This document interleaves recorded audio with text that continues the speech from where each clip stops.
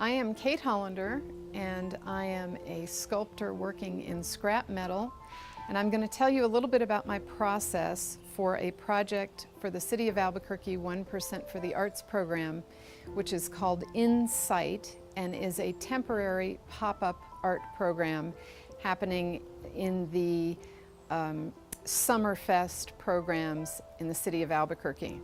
So this is one piece I've done.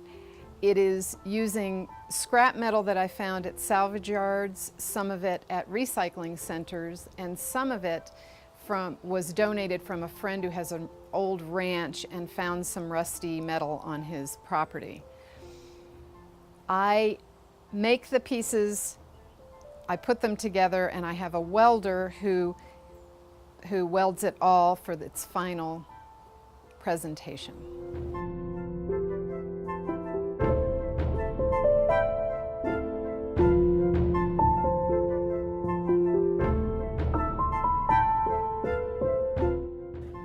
So sometimes I need pieces I can't find at the salvage yard or in the recycle center, and I go find very inexpensive pieces of hardware at the hardware store.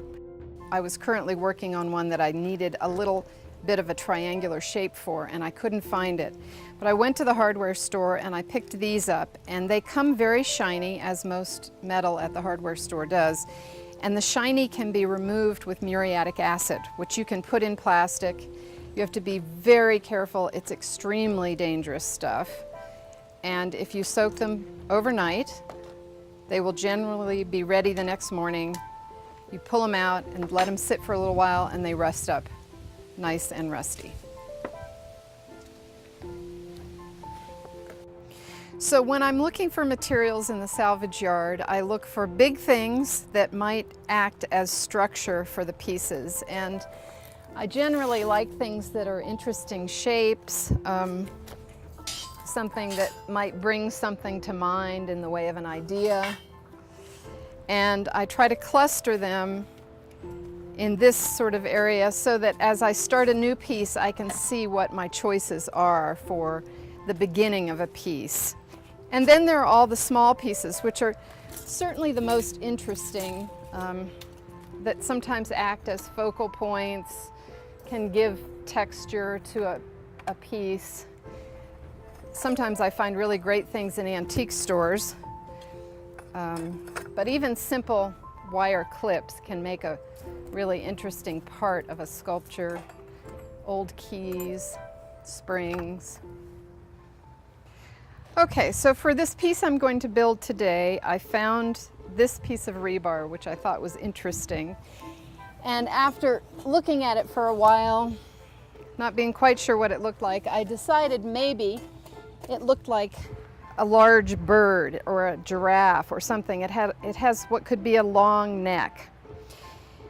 So I decided to go with the bird idea, and I had these, I think they're some part of a car brake, and I decided I would try to make this look a little bit like an ostrich. So some of the work is trying to figure out what angles and how close and what's going to look right. But there's a possible way to do it. And ostriches have those feathers, but they also have a little puffy tail. So I have these horseshoes from a ranch out near Grants, and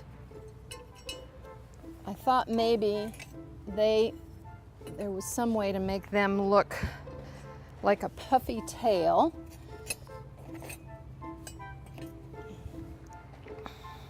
That might work. And then he needs legs, and luckily I had an old front fork of a bicycle, which seems like if it were up on that way would work well for legs. So now I'm beginning to see what looks to me like an ostrich. He needs some feet. I have these little bits of metal that seem like they're the right size. We'll have to work on how exactly they go. I'll want to put a base on him, and these will probably be what attaches to the base. Let me think about this. Let's work on it. I'm a little concerned about the bolt showing on his foot, on one foot and not the other. You know, it looks sort of like it's meant to be if it's on both of them. And then he needs a head.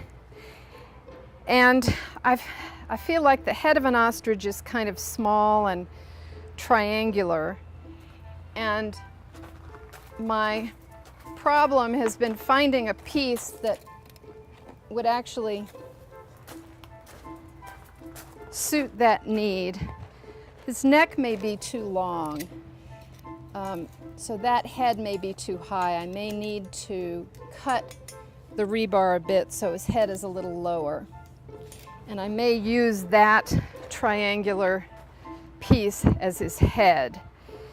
It ends up looking a little prehistoric, but these are not meant to be replicas of real animals. They're really meant to be fantasies.